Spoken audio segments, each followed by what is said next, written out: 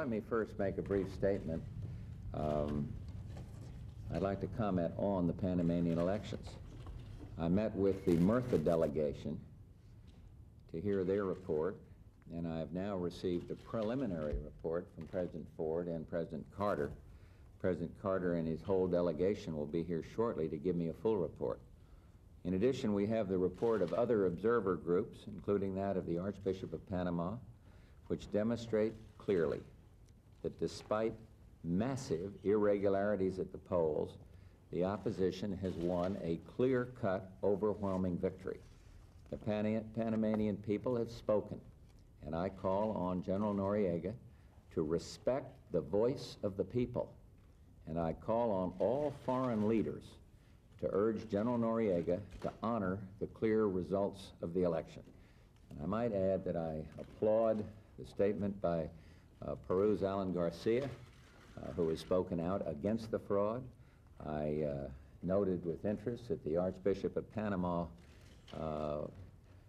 felt that 74% of the vote went to the opposition, and I understand that Carlos Andres Parras of Venezuela is talking to some of the neighboring countries there to encourage a joint statement against the fraud that has taken place and calling on Noriega to honor the results of this election. Mr. President, what kind of military force are you considering? We're told that that's one of the options. The election results have not been handed in formally, announced, and until they are, I will not discuss the options of the United States. I will simply again call on General Noriega to honor the will of the people. Mr. President, you called on him a year ago to do precisely the same thing, as did Mr. Reagan, and nothing happened. Why should it be any different? Because there has been a massive voice of the people heard. There has been a statement for democracy so loud and so clear that perhaps even General Noriega will listen to it. And I would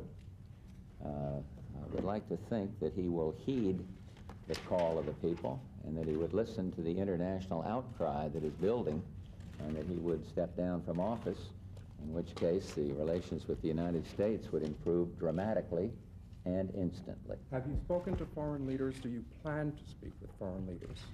I probably will, and without going into who I've spoken to, the answer is yes. You know, we've had foreign visitors here and talked to them. Do you really think you have a military option, and on what basis could you go into someone else's country? Helen, I'm not going to say what our options are. I've not discussed that here today.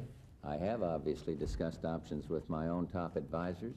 I listened very intently to the members of Congress that came in, and some of them had specific suggestions.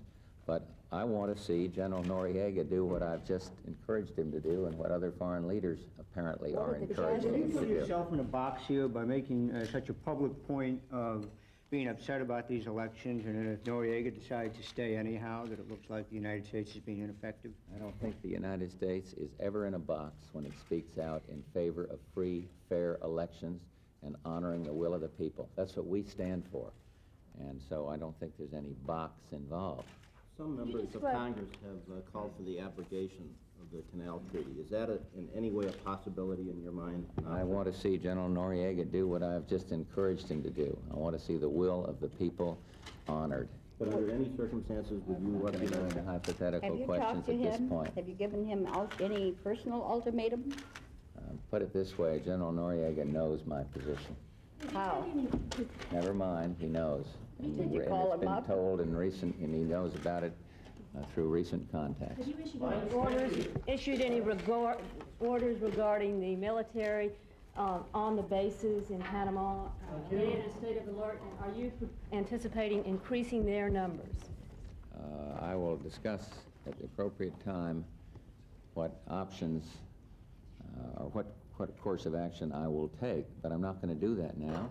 What I want to do now is encourage this last moment for General Noriega to heed the appeal of those people who favor democracy and to heed the will of the Panamanian people. So I don't want to go beyond that in terms of deployment of U.S. force. Are you any The closer deadline? to an SMF agreement with I'll the bring the Germans? deadline. I have a good feeling that there's been a lot of smoke out there and that we'll have a smooth summit. Have you Can talked with Cole again? Oh, I never that discuss means these, you're all these willing to talks I've had. compromise, right? Might mean people are willing to do it our way with the United States. Doesn't sound that way. Well, don't believe everything you read in the UP.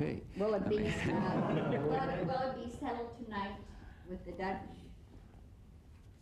I don't know. We haven't. We'll be talking to Mr. Lubbers over here, a friend of long standing and a man with whom I can talk very, very frankly You can talk frankly, about yeah. SNF. And I didn't talk to him this morning about it. We talked about other subjects, but I've added an additional hour so we can do just exactly that. But this alliance is not going to fall apart. It is going to stay together and be strong. And we'll work it out. Huh? What do you think about the North verdict? As you know, I wanted all along to see him exonerated, and that matter is now being under appeal, and thus I will have nothing more to say about it while it is. Well, do you think he was innocent? I'm not going to argue with the courts, but I'm in process is being appealed. He's entitled to the right of appeal without a lot of editorial comment from me on it. Well, you Although don't I've already believe- given you You don't some. believe in shredding documents, really? No, I believe in taking them with me.